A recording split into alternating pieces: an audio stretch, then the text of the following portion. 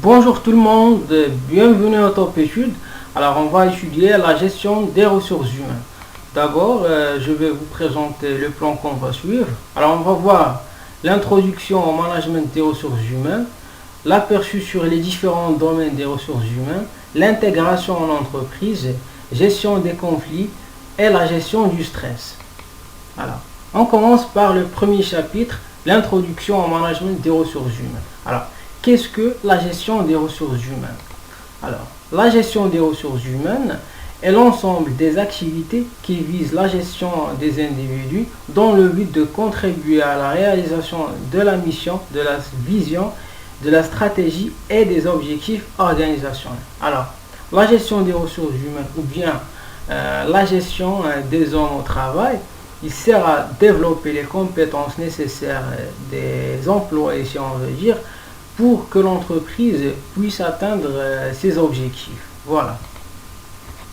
Alors, la gestion des ressources humaines, une fonction sous contrainte. Alors, il y a des contraintes internes et des contraintes externes. Alors, pour les contraintes internes, on peut avoir des contraintes stratégiques, ça veut dire par rapport à la stratégie de l'entreprise, ou bien ça veut dire la taille, ou bien la taille de l'entreprise, l'identité, c'est-à-dire le profil des dirigeants par rapport à les compétences des ressources humaines, et des contraintes externes par rapport à l'économie, ça veut dire le marché du travail ou bien le taux d'inflation, contraintes technologiques, ça veut dire le rythme des innovations ou bien l'intensité de la recherche et développement, socioculturel, les systèmes culturels, législatifs, c'est-à-dire la loi et les règlements.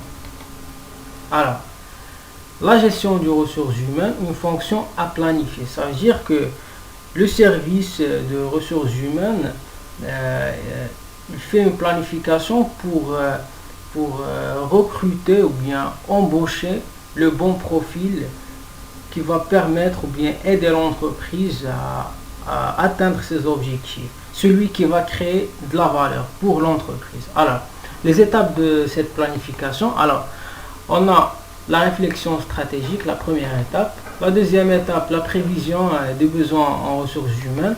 La troisième étape, la prévision de la disponibilité des ressources humaines. La quatrième étape, l'analyse de l'écart. La cinquième étape, la planification des actions en ressources humaines. Ce qui va nous permettre d'affecter le bon profil au bon poste et au bon moment. Alors, on va détailler maintenant chaque étape. Alors, la première étape, la réflexion stratégique. Alors, cette étape vise à mener une réflexion sur l'avenir de l'organisation à court et moyen terme.